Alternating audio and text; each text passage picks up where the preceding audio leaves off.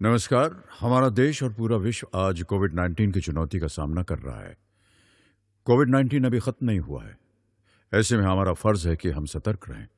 इसलिए जब तक दवाई नहीं तब तक कोई ढिलाई नहीं। कोरोना से बचाव के लिए जरूरी है नियमित रूप से हाथ धोना, मास्क पहनना और आपस में उचित दूरी बनाए रखना। याद रखिए, 2 गज दूरी मास्क है जरूरी। खांसी, बुखार या सांस लेने में कठिनाई होने पर हेल्पलाइन नंबर 1075 पर संपर्क करें।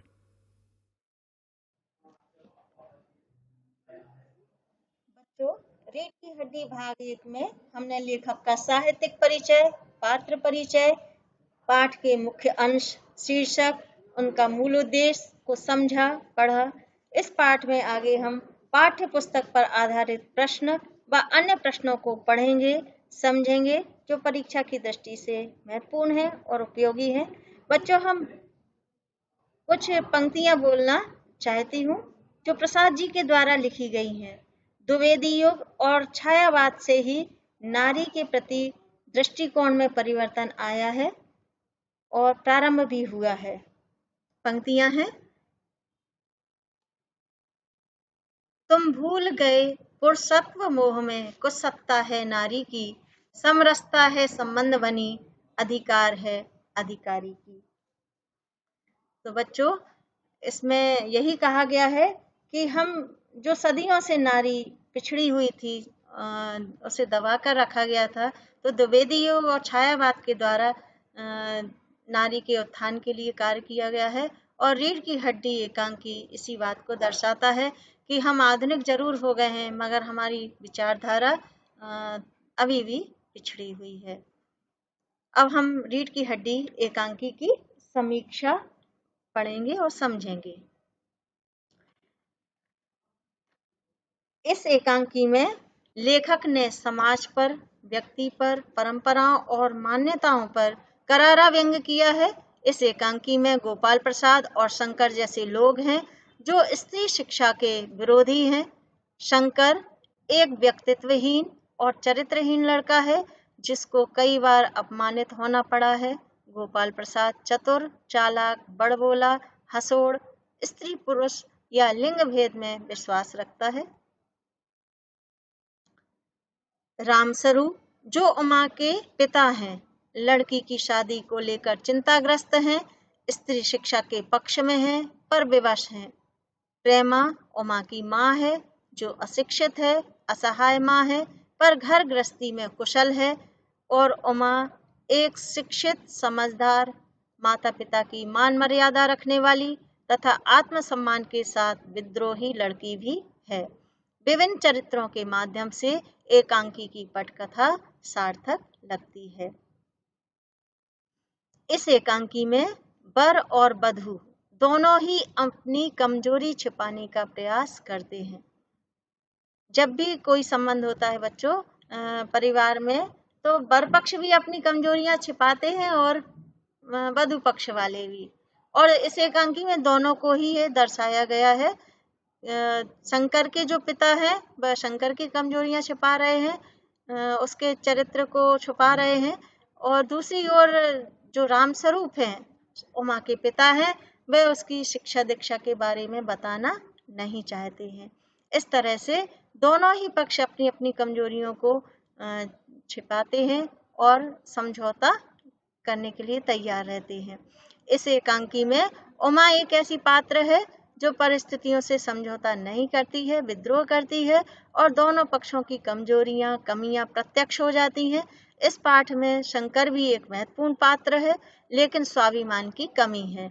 वह चरित्रवान भी नहीं है। कॉलेज से उसे बेइज्जत होकर निकलना पड़ता है, अतः पिता के आगे विवश और लाचार दिखाई देता है। आज समय तो बदला है, लेकिन वास्तव में हमने पाश्चात्य सभ्यता का आवरण ओढ़ लिया है, लेकिन हमारी मानसिकता वही है। स्त्री हो या पुरुष, उसके द्वारा केवल पुरुष प्रधान समाज को ही महत्व दिया जाता है। यह पूर्णतः सत्य है। तात्पर्य यह है कि हमारे समाज में अभी भी विसंगतियां हैं, सुधार की आवश्यकता है। हम हर पहलू को भी नहीं देखते हैं, अतः यह एकांकी अनेक मनः स्थितियों को प्रदर्शित करता है।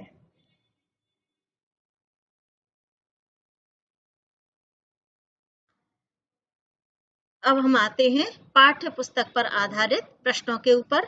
पहला प्रश्न इसमें दिया है, रामस्वरूप और गोपाल प्रसाद बात बात पर एक कथन कहते हैं, एक हमारा जमाना था, इतना कहकर अपने समय की तुलना वर्तमान से करते हैं। इस प्रकार की तुलना करना कहाँ तक तर्कसंगत है? इसका उत्तर है, रामस्वरूप और गोपाल प्रसाद दोनों पुराने जमाने के बुजुर्ग हैं। पुराने और नए जमाने के बीच में तुलना करते रहते हैं। यादें बहुत स्वाभाविक होती हैं और जब कोई परिस्थिति सामने आती है तो व्यक्ति के ये पुराने मनोभाव उभर कर सामने आ जाते हैं। लेकिन दूसरी पीढ़ी को बेइज्जत करना ठीक नहीं है, क्योंकि समय गतिशील है, एक समान कभी नहीं रहता। वह अपने अनुभव नई पीढ़ी पर थोपना चाहते हैं, नई पीढ़ी पर उसकी काट नहीं होती। बुजुर्गों द्वारा ऐसा करना तर्कसंगत नहीं है। इसमें गोपाल प्रसाद का कथन है, बच्चे जब हम अपनी बात को कहते हैं तो उसके साथ यदि हम उनका कथन देंगे तो एकांकी की सार्थकता है, जो सफलता है, और अधिक बढ़ जाती है। तो गोपाल प्रसाद का कथन जिस तरह के उनके विचार हैं, उनके कथन से उजागर हो जाते हैं। क्या बताएं, इन लोगों को इस उम्र में भी बीमारियां सताती हैं। एक हमारा जमाना था, स्कूल से आकर दर्जनों कचौड़ियां उड़ाते थे, मगर खाना खाने बैठते तो जैसी की तैसी भूख। बच्चों, नए और पुराने जमाने में अंतर तो आता है, अलग अलग परिस्थितियां होती हैं, तकनीकी और संचार के माध्यमों से परिवर्तन तो आता है। पहले व्यक्ति मेहनत कर लेता था, आज का व्यक्ति नहीं कर पाता है। लेकिन हर वक्त नई पीढ़ी को गैर जिम्मेदार बताया जाए, ये भी उचित नहीं है। तो इस प्रश्न के अंतर्गत यही बताना है कि नई और पीढ़ी में समय का अंतर है और तकनीकी का भी अंतर है, इसलिए हम बार बार नई पीढ़ी पर आक्षेप नहीं हमें लगाना चाहिए, और यही लेखक कहना भी चाहता है। दूसरा प्रश्न है, रामस्वरूप अपनी बेटी को उच्च शिक्षा दिलवाना और विवाह के लिए छिपाना, यह विरोधाभास किस व्यवस्था को उजागर करता है? उत्तर है, रामस्वरूप अपनी बेटी को उच्च शिक्षा दिलाने में विश्वास करता है, उसे बीए पास करवाता है, लेकिन विवाह के समय समाज की पिछड़ी मान्यताओं का ही शिकार होना पड़ता है। लोगों को ज्यादा शिक्षित बहू पसंद नहीं है। इस एकांकी में लेखक ने इन मान्यताओं पर ही प्रहार किया है।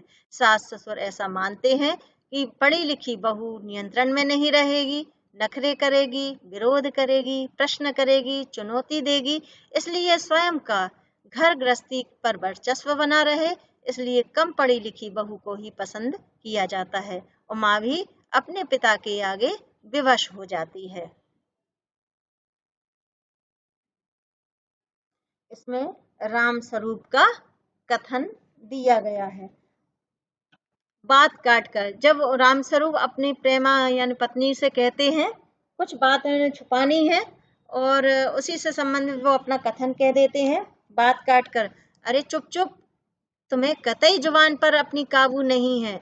कल ही बता दिया था, उन लोगों के सामने जिक्र और ढंग से होगा, मगर तुम अभी सब कुछ उगले देती हो, उनके आने तक न जाने क्या हाल करो। इस तरह से इस कथन को दिया गया है। अगला प्रश्न है, शंकर जैसे लड़के और उमा जैसी लड़की, समाज को कैसे व्यक्तित्व की जरूरत है? तर्क सहित उत्तर दीजिए। समाज को शंकर जैसे लड़कों की जरूरत बिल्कुल नहीं है। जिस समाज में शंकर जैसे लाचार हैं, ऐसा दूल्हा ना तो परिवार चला सकता है, ना ही पति की योग्यता रख पाता है। ऐसा व्यक्ति यदि विवाह करता भी है तो हमेशा क्लेश बना रहता है। समाज को उमा जैसी लड़कियों की आवश्यकता है। ऐसी निर्भीक, निडर, स्वाभिमानी, मुखर, विद्रोही लड़कियां गोपाल प्रसाद जैसे अहंकारी और दिशाहीन लोगों को सबक सिखाती हैं। उमा सत्य पर अडिग वह प्रकाश पुंज की भांति है, जहां गोपाल प्रसाद रूढ़िवादी अंधेरे से घिरे हैं। जब समाज में सुशिक्षा बढ़ेगी तो अंधकार घटेगा। अगला प्रश्न है, आपके लाडले बेटे की रीढ़ की हड्डी भी है या नहीं? उमा के इस कथन से शंकर की किन कमियों की ओर संकेत करती है? उत्तर है, उमा का यह कथन शंकर के चरित्र को उजागर करता है। उमा को इस बात का पता है, नंबर ए, शंकर बिना रीढ़ की हड्डी के हैं, अर्थात व्यक्तित्वहीन है, अर्थात उनका अपना कोई वजूद नहीं है, उसका कोई निजी मत, स्थान या महत्व भी नहीं है। वह अपने पिता के इशारों पर चलने वाला जीव है, उसे जैसा कहा जाता है वह वैसा ही मान लेता है, उचित अनुचित के फर्क को भी वह नहीं समझता है। दूसरा, शंकर चरित्रहीन है, वह हॉस्टल की लड़कियों के पीछे जा जाकर अपनी रीढ़ की हड्डी तोड़वा चुका है। नंबर 3, उसका शरीर कमजोर है, वह सीधा तनकर नहीं बैठ पाता है, अतः विवाह के योग्य भी नहीं है। कुछ प्रश्न परीक्षा की दृष्टि से उपयोगी होते हैं जो अलग तरह के हैं। जब भी हम देखते हैं कि चरित्र चित्रण पेपर में अवश्य आता है, चाहे वह एकांकी भाग से आए या कहानी में से, तो एक चरित्र परीक्षा में अवश्य पूछा जाता है। प्रश्न है, रीढ़ की हड्डी एकांकी में आप किस पात्र को प्रमुख मानते हैं, उसके चरित्र की विशेषताएं बताइए। रीढ़ की हड्डी में चरित्र नायक उमा है, उसी के चारों ओर घटनाक्रम का ताना बाना बुना गया है।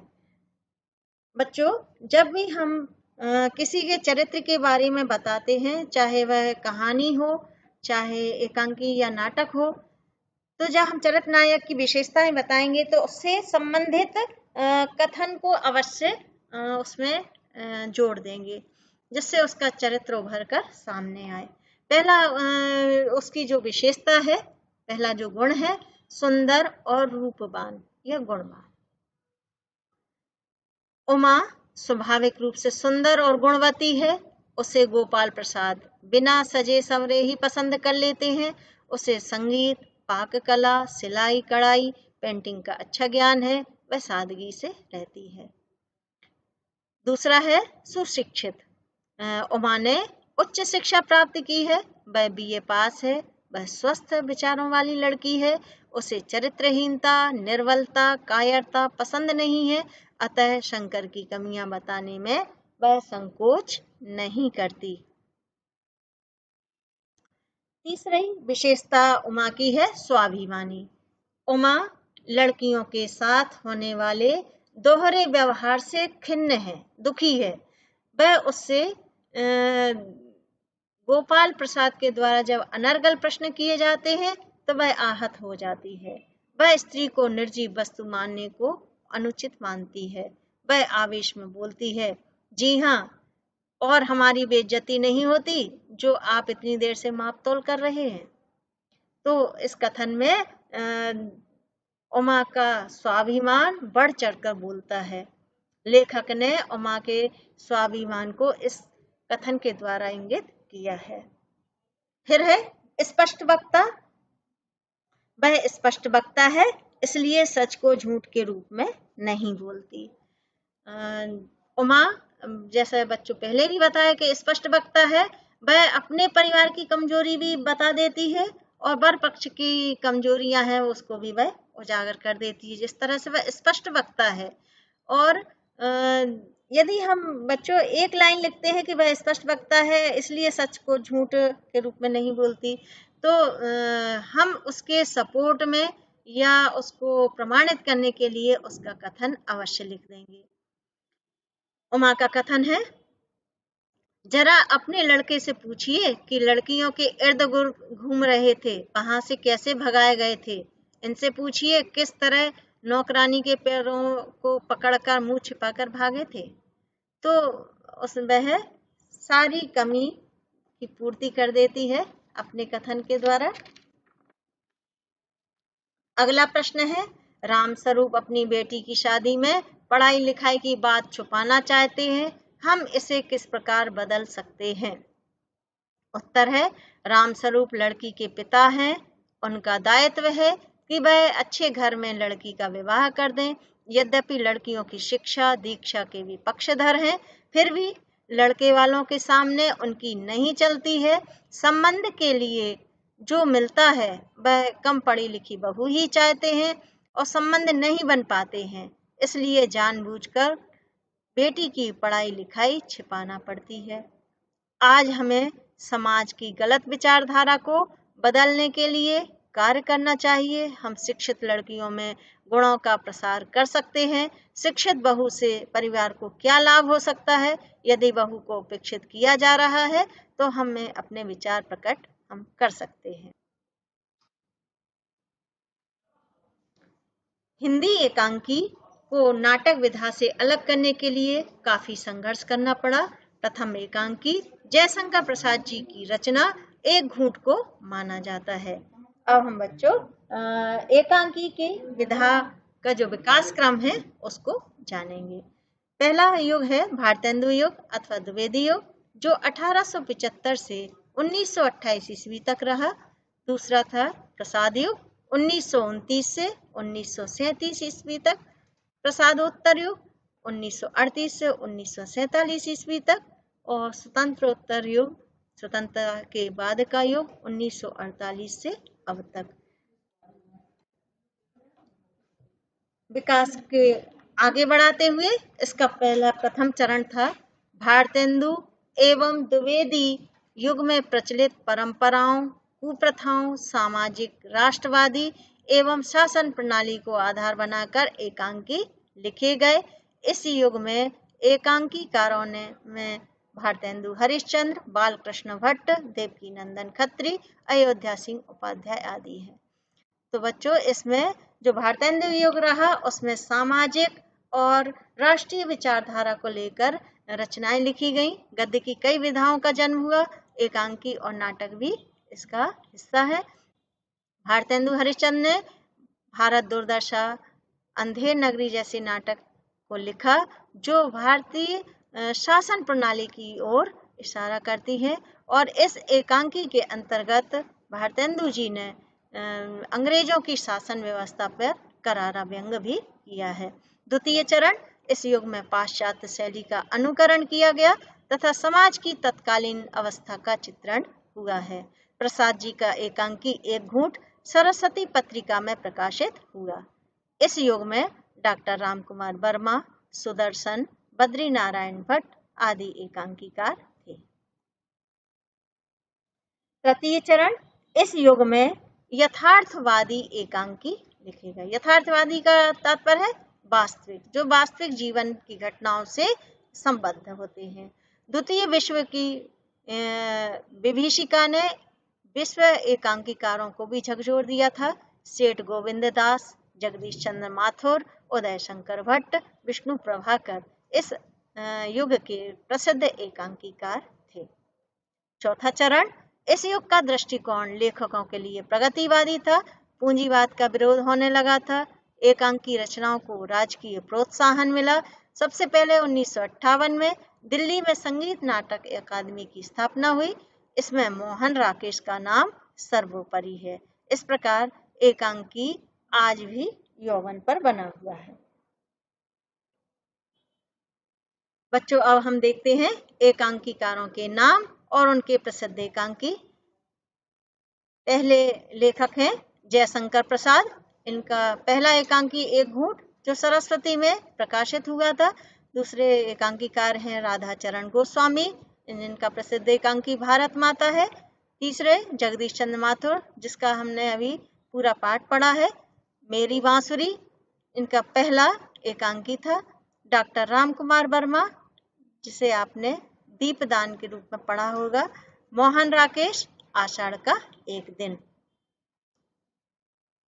अब बच्चों हम आते हैं कि नाटक और एकांकी दोनों ही विधाएं एक समान हैं और उनके जो कथा तत्व हैं, एकांकी के जो तत्व हैं वही नाटक के भी तत्व हैं, बस थोड़ा सा मामूली सा इन दोनों के बीच में अंतर है।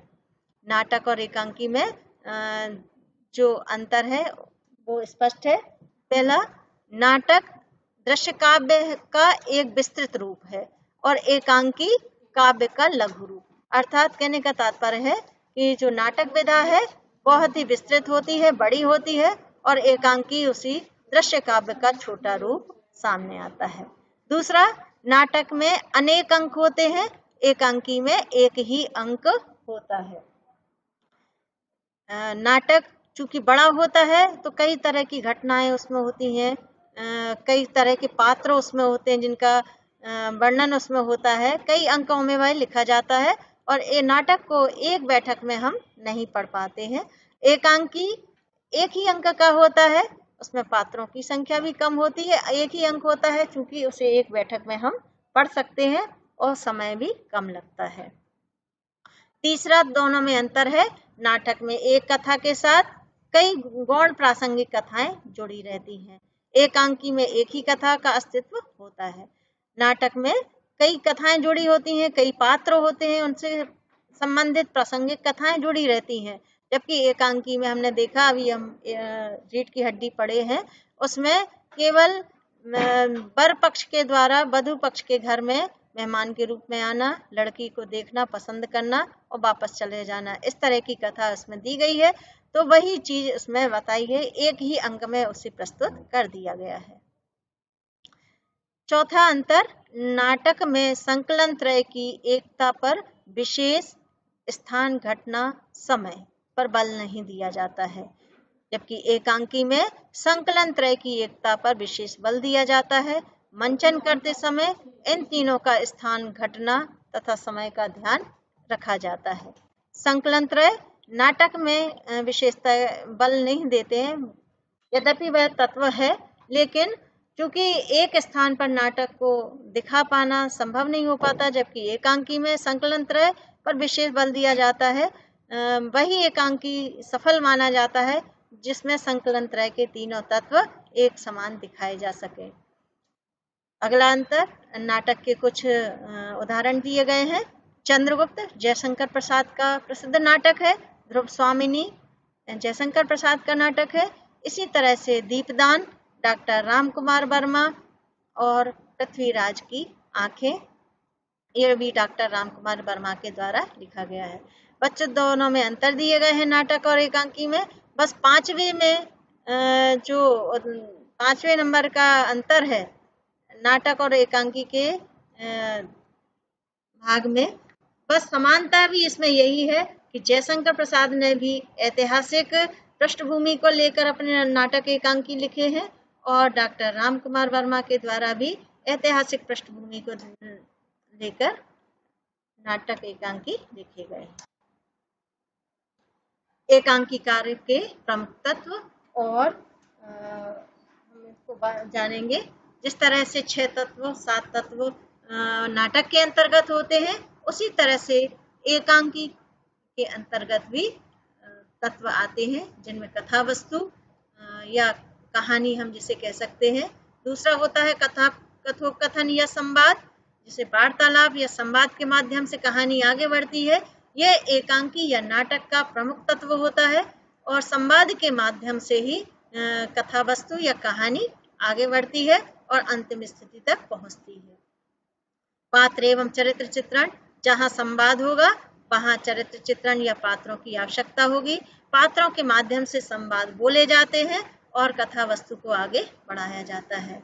देश काल या वातावरण, इसमें संकलन त्रय के तीनों तत्व आते हैं, स्थान, घटना और मंचन, जो 3 तत्व हैं। यदि ये तत्व समाहित है तो वह एकांकी सफल माना जाता है। भाषा शैली जिस तरह की देश काल, वातावरण या घटना का वर्णन होता है, उसी तरह की भाषा का उपयोग किया जाता है। छठवां तत्व है उद्देश्य। प्रत्येक रचना का कोई ना कोई मेन उद्देश्य होता है, मुख्य उद्देश्य होता है, और उसी उद्देश्य को लेकर लेखक या कवि समाज के अंदर अपनी रचना को रखता है। इसमें 7वां पॉइंट दिया है अभिनेता। एकांकी और नाटक की सफलता उसके अभिनय पर निर्भर करती है। यदि अभिनय की दृष्टि से वह एकांकी सफल है तो उसे हम सफल मानेंगे। धन्यवाद। किशोरावस्था संबंधित समस्याओं के परामर्श हेतु समर्पित उमंग किशोर हेल्पलाइन के टोल फ्री नंबर 144225 पर संपर्क करें।